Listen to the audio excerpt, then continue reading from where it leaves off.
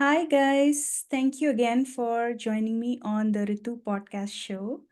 And today I have with me a very special guest, Radhika Ghai. And before I even pass it over to Radhika, so she could introduce herself, I just wanted to say that Radhika and I are friends from school back in India. So today's podcast is really, truly very special to me. And I'm so excited that she's agreed to come on today and talk to me. So Radhika and I went to same school for, I would say, probably 6 to 8 years. We graduated high school together, and from there on our journey coincided again in the US when we both came to US around the same years. Probably she came a year before than I did, and we connected again here. And since then it's been a cherished friendship. And again, thank you, Radhika. Welcome to my show. And could you please introduce yourself to my viewers? Hi, my name is Radhika, and Ritu happens to be a very special friend of mine. I moved from a boarding school and started convent in sixth grade, and I've known Ritu ever since then, all the way up to 12th grade. And then life happened again, and we have just been connected ever since 2001, 2002. That's right. Um, That's right. so I lived in New York for almost 5 to 6 years. That's where our friendship grew stronger and deeper. Exactly. As I was a Yes. very carefree kid, everybody in school knew me as a very carefree kid, right? Who just lived for today.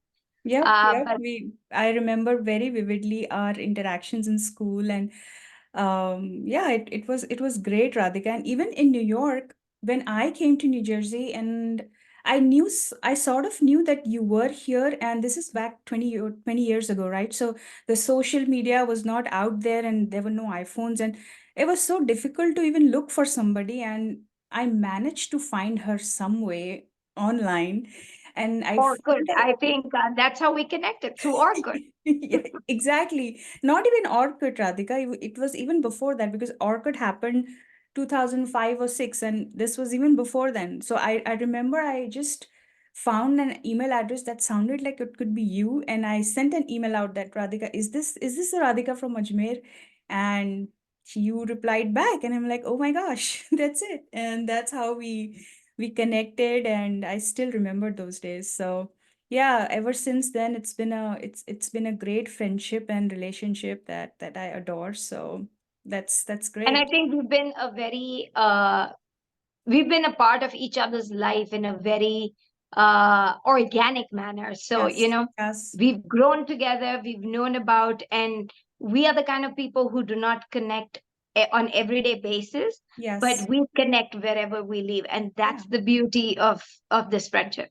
Yeah, I know. I mean, it's been so many years, and like you said, we don't meet as often. Now you live in Texas, so that's even further than New York. So, but again, this I'm just so glad that we still remain in touch, and nothing has changed in so many years.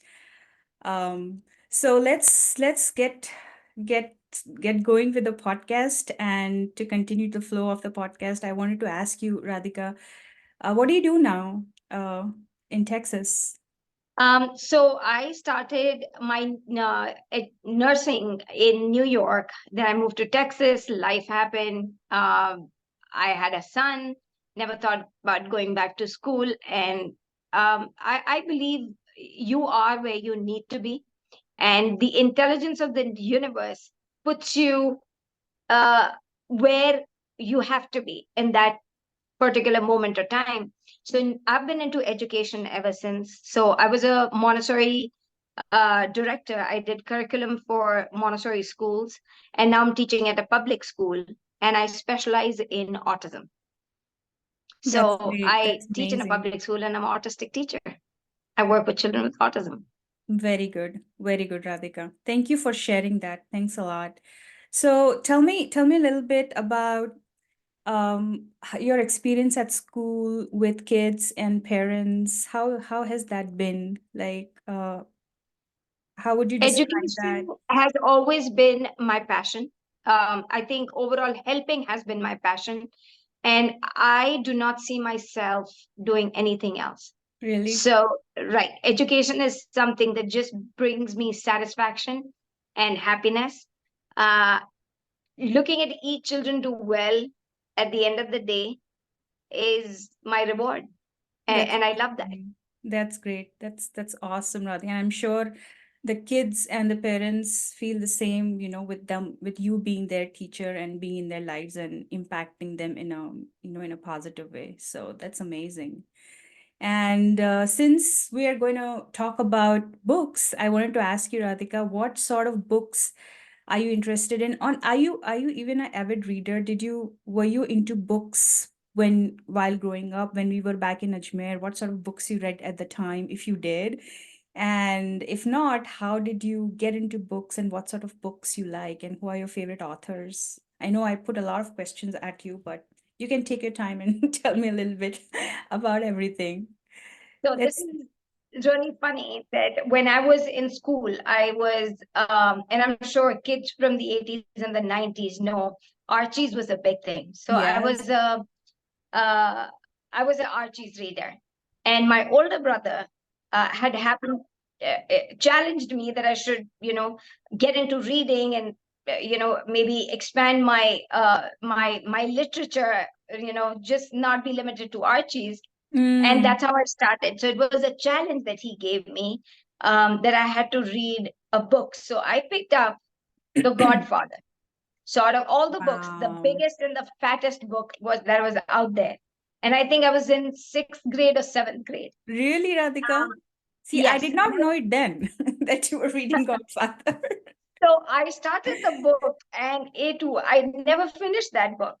But I think it was more it was a challenge, and that's how I started reading. And once I started, I never stopped. And Wow. I always carry a book, whether it's in a car, on my bedside. You'll always find books, with And me. you, Radhika, even when you and I have chatted several times on the phone, I'm sure I know you've given me recommendations of several books that you're reading, which could be, a good read for me. So I know that you love books, and that's why you're on my show, because that's what my show is about, to find So people. one of the books that has really touched my life, or made me think differently, was Mm-hmm. by, coming from, as I said, nursing background. So anything with science fascinates me, like, Mm-hmm. biology. So Right. there's this neurosurgeon called Eben Alexander, who lives in Mm-hmm. Virginia now. Mm-hmm. So he had a, a NDE, it's called near death experience, and he's written this book called Proof of Heaven, Mm. which is so beautifully written. And it's very simply written. It's not a very big book, or with, uh, hard words, or, very medical terms. But he talks about how somebody who's from the world of science does believe in the existence of that universal power that he happens to meet. So if anybody's looking for a good book, that would be one of my recommendations. Amazing. And isn't that the book that we're going to talk about today? Proof of Yes, Heaven by that's Dr. that's Eben? that's a book that's very dear to me. Yes. Wow, wow.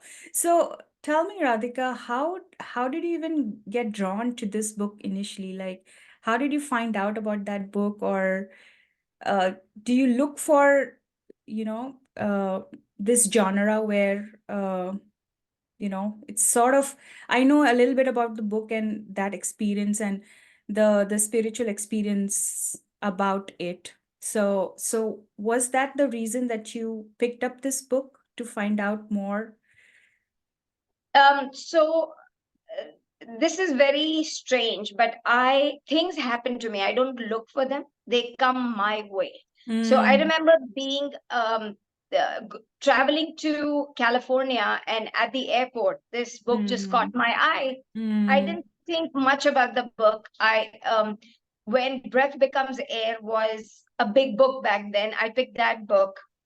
And while I was on the airplane, I saw somebody else having the same book. And for some reason, I felt I had to read this book. mm.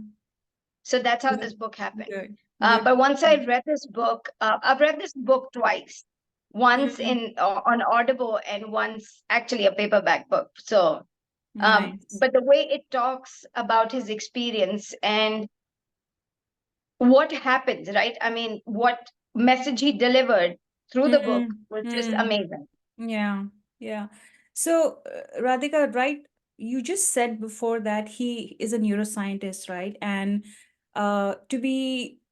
to have this experience and believe in it, right? It's sort of a paradox or contradiction, so to say, for a scientist to believe in that, right? What happened to So he's him? not a scientist. He's a neurosurgeon A himself neurosurgeon. who has worked with, yes, who's worked with Duke University, Harvard, and Right, he talks about how, not that he was an atheist, but he didn't believe much about right, going to church was like once a year event. right, right. But now that he is, and he's, I think, if I'm not mistaken, he's either 75 or 77 years old. And he Mm, runs a group of near death experience. And yeah, he still practices what he practices, but yeah. his uh, belief or his faith in that there is something else after Mm, death, once mm, you are gone, has, I think, he's just his notion towards that has changed now. right, So,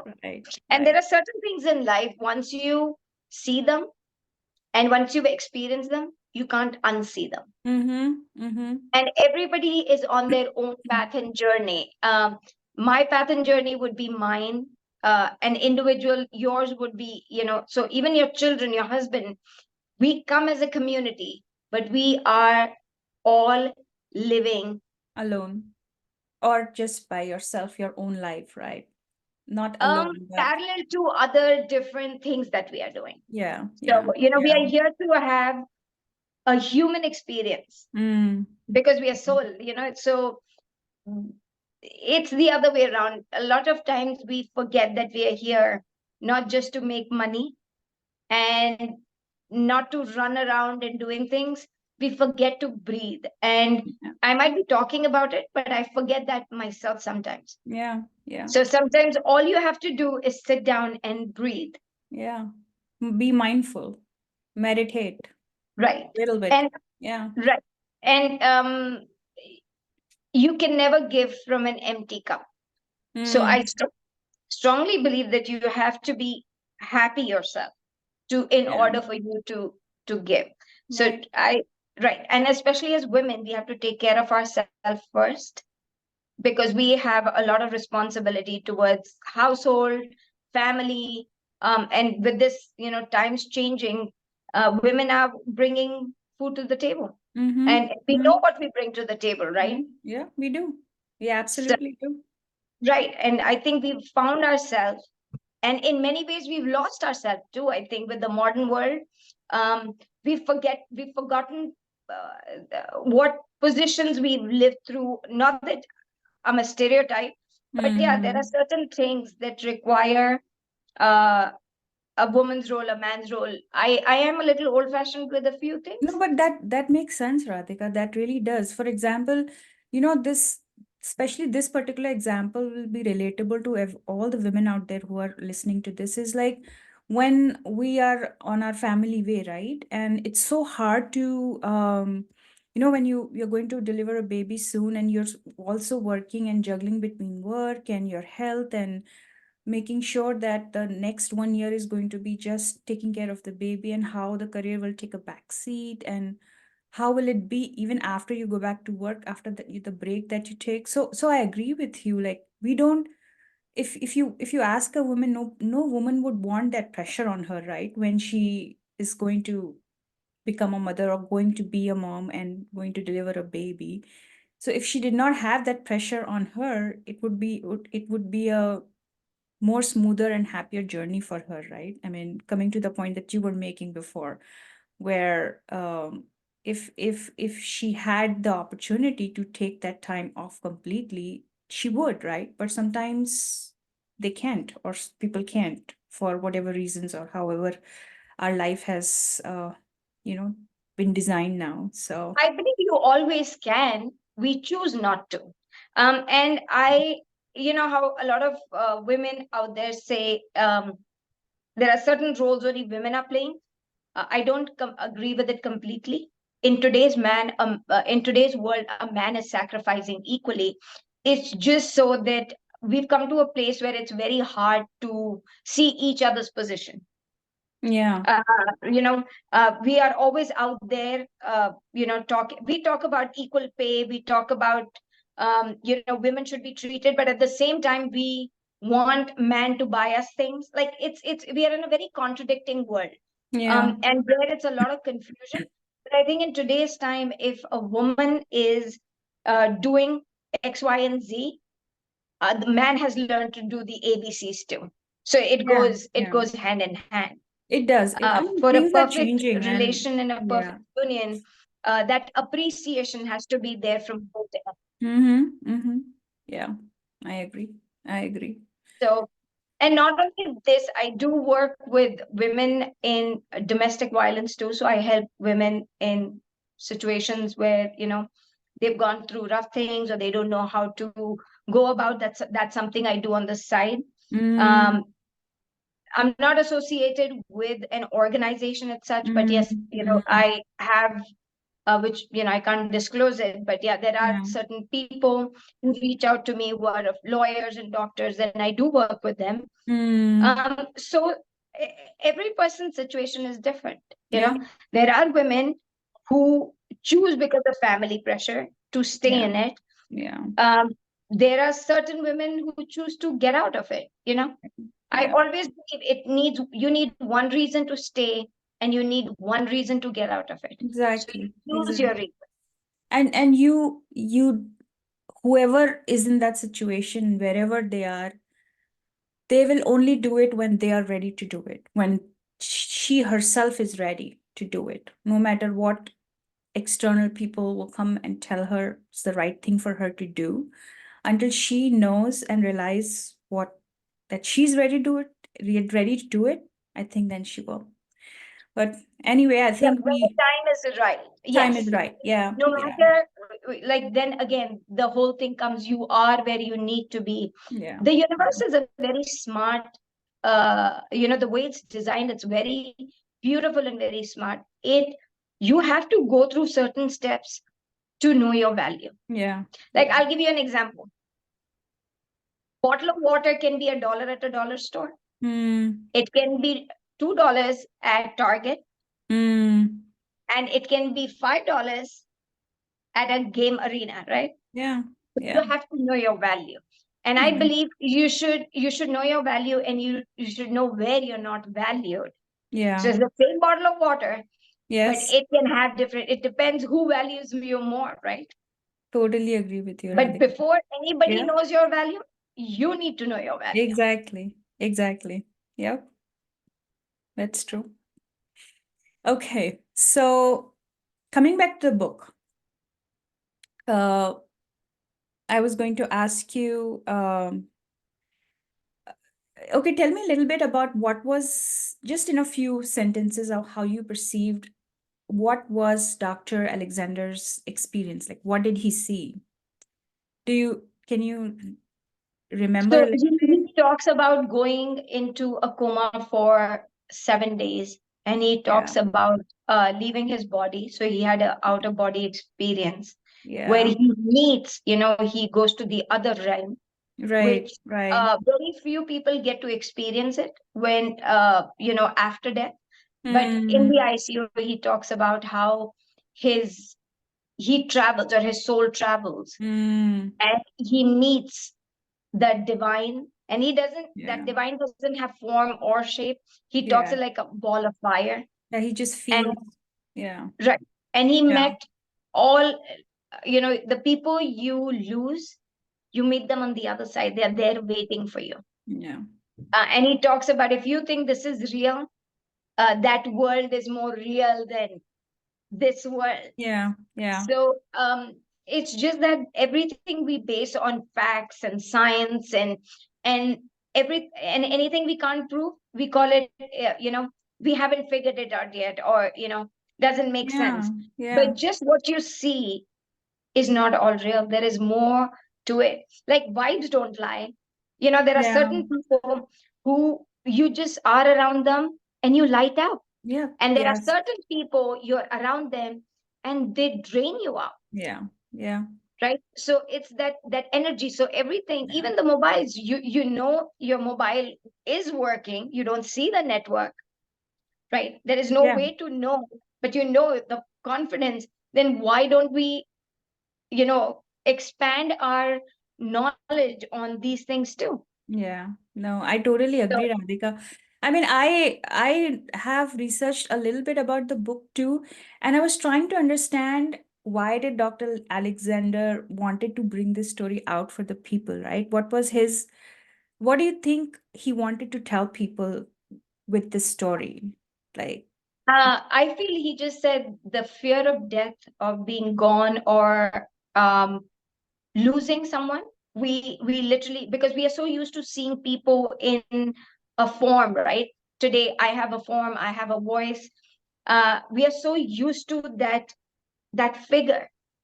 But people, when they pass, they pass or move on to the other end, they are there.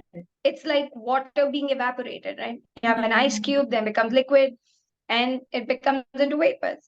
But yeah, it's the is it same. there? Yes, Yeah, it's there. It's yeah, around us. We don't yeah, see it, but we know it's there. yeah, So yeah. it's the It's like, same way with, and when you lose a dear one, at that point, I mean, at some point, we all have experienced that, or each one of us will at some point. yeah. To think about it just seems so hard, right? Like the thought of it Mm, just seems mm, so, but when it happens and when you go through it, like I lost my father 2 years ago. And out of four kids, I was the closest to my dad. yeah. But like maybe reading these books or having read this, I understand it in a different manner. And Mm, sometimes these things help you, you yeah. know. No. I mean, is he a neurosurgeon still? I'm sure he's still Yeah. working, or he's still, Yeah. associated with the hospitals, but he is doing something more than that now, Yeah. Yeah. Yeah. Yeah, because he saw something that he was so profound, right? He saw, like you said before, he cannot unsee that now, right? Because Mhm. he knows now what, and he probably wants to let other people discover that, without going in a near-death experience. But yeah, this is so great, Radhika. Thank you for sharing all that Right. insight. Everybody does not get Right. Everybody doesn't get that chance or opportunity. Yeah, Everybody doesn't have that written for them. And yeah, he talks about right when his wife was getting ready to pull the plug is when he comes back in his yeah, body. I mean, right at that second. And yeah, the doctor said if he'll be, you know, he's going to be in coma all his life. yeah. Even if he comes out of it, he will be in a vegetative state, Mm, mm, right? And yeah, now here's this man who's running this group in Virginia and has a beautiful podcast. yeah, yeah. No, this is so beautiful, Radhika. This is really good. And I think it books like these just make us, want to pause for a moment and think, uh, like, who are we, right? Like, what is our purpose? Why did we come into the world? And what are we doing, right? I mean, of course, we have to do everything what we do. We have to have a job, we have to have family, kids, responsibilities, and the all the worldly things, so to say, right? But what is life actually about, right? It's in these small moments, I know I was reading about his near death experience, and he saw these beautiful flowers and butterflies and meadows and rivers and nature, right? It connects. Once you connect with the nature, you just find out that you just one with it, right? And once you, like, very recently the solar eclipse happened, like last week, and I was talking to a friend, and he told me, that experience was made me feel like one with the universe, right? So experiences like this, which transcends us from where we are now, and then it just makes us realize that there is something else, like just you said, and it's not just what we do every day from morning to evening and then repeat the next day. So Yeah. So I happened to experience that moment too here in Texas. We saw it, right? Yeah. I have never, ever in my life felt the calmness I felt in that moment. And I know there is this power that is bigger than any one of us, that Yeah. has got all these planets aligned in one, like how all these natural phenomena are happening, and we make ourselves such a big deal, right? Yeah. We are, Exactly. we panic, Exactly. we, as if it's out of control. Yeah. um Yeah. and going back, I mean, I've read the Gita, and I love the the part where Krishna tells Arjun, when he says that I am I'm traumatized right now, I cannot go to war with my cousins, my teachers, my uncles. And Krishna says it very beautifully. He says, they always were, and you always were. They Exactly. always They- will be, and you always will be. Yes, But because what the is soul never needed, dies. right? What you need in this moment is the action. And Yes. not doing anything is also taking action. When Yeah. I see something and I don't do anything about it, I'm choosing. That's the action I'm making. Yeah. Yeah. I totally So agree. being And aware, being in the moment, and taking ownership. yeah. It's very easy. It's very easy to blame people, right? So I practice Buddhism, and that's what it says. It's not about anybody else. It's about you. Mm. Fix yourself first before you go around fixing other people. Yeah. Yeah. It always starts with you. It always starts with you and your home, your children. So fix yourself before you're on this mission to go fix the world. And Exactly. I'm a strong believer of it. So, and am I on the other side sometimes? Yes.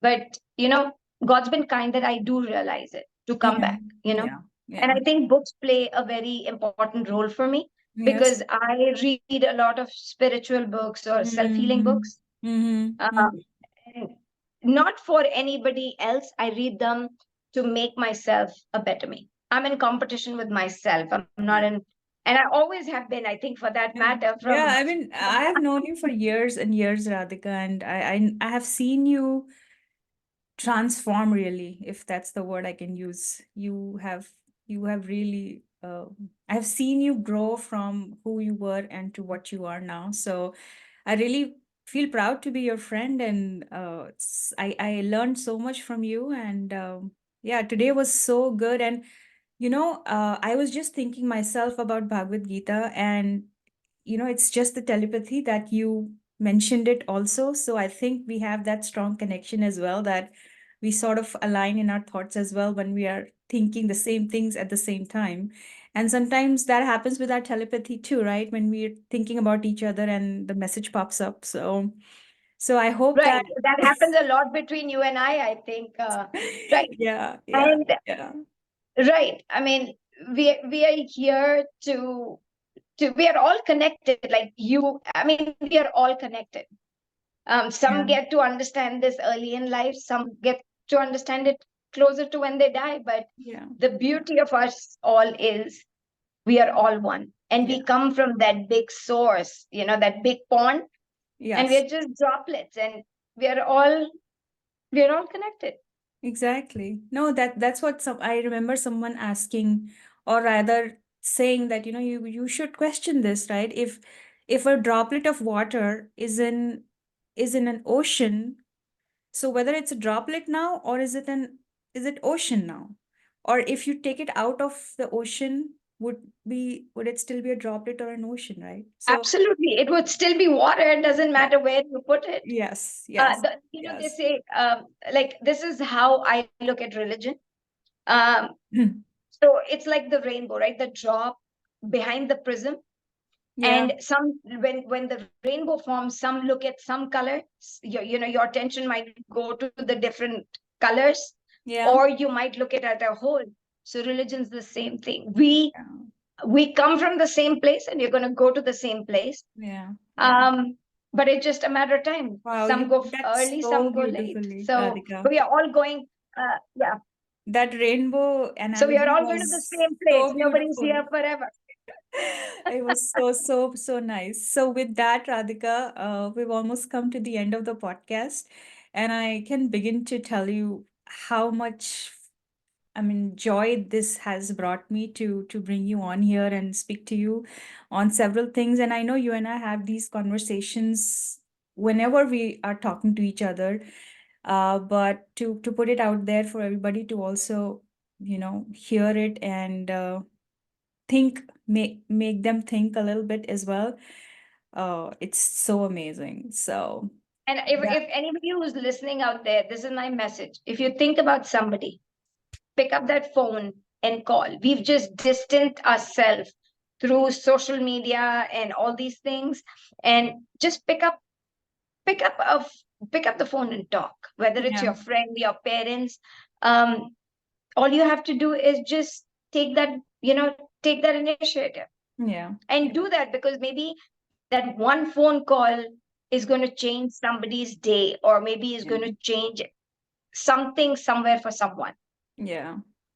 No, and Radhika, I have said that to people, and I think we feel that too, right? That when you love someone, it's not because, I mean, loving someone is giving you the joy, right? It's not giving them. Of course, they are feeling love. That's another story. But for me to love someone itself is a joy for me, right? So if I am in love with somebody, or I love someone unconditionally, it's bringing me joy too. It's feeding my soul too. So it's not selfish, but it it is self I mean, it gives me joy too. So it's not to say that if I love someone, I'm doing something for them, right? You just doing it for yourself because it's giving you joy too to love somebody, right? So So this is yeah, something now that you bring that up, this is something that this morning I was like, if I'm ever in a disagreement with any person, right? yeah, First of all, I really don't care what people think about me or what they. I mean, if you have an opinion, you have a right to have an opinion.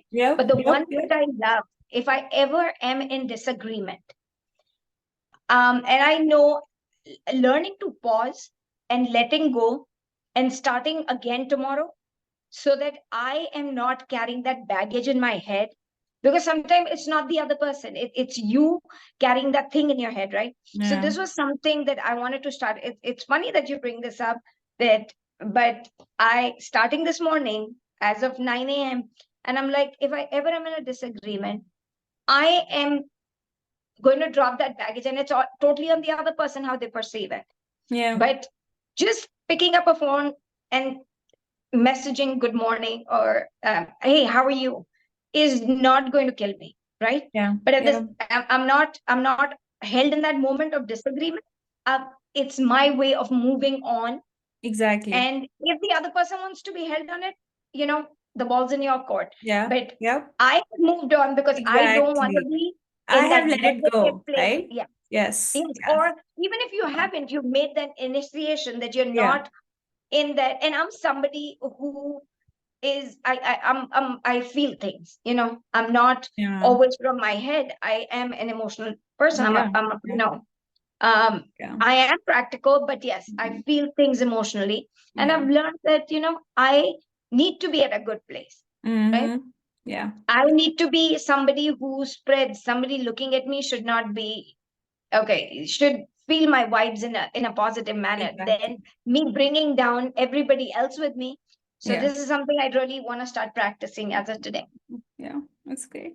Great, great, great. Radhika, with that, I think we are at the end of the podcast. So I wanted to pass it over to you for the last time and tell me your experience to come on today and anything you want to say before I say goodbye, just on the um podcast.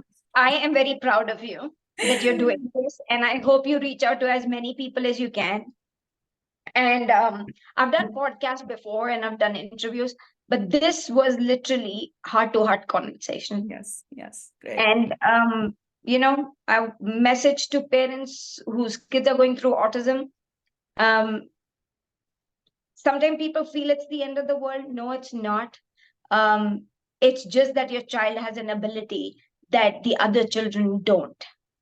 So learn to tap into it, accept it, Mhm. Mm. and move on, because these children, I work with kids, they are engineer minded, they are amazing artists. They can do and they can see what today's world we call, normal, or gen ed cannot see. So what they Okay. have is beautiful. And Mhm.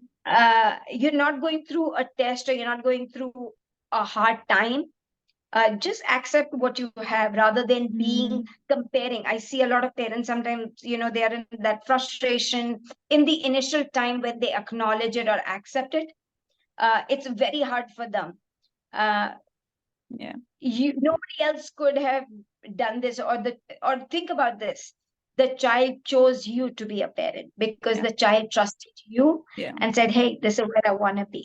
This That is gonna so be my trusted family. you. Yeah. Right. Yep. Yep. And I love what I do. If anybody ever wants to reach out, please do. I mean, maybe they can ask you how to connect with me, but Yep. I would be more than happy to help people. Great. Great. Great. With that, thank you so much, Radhika. Thank you again. I will talk to you soon. Bye and take care. Absolutely. Bye. Good night. Bye.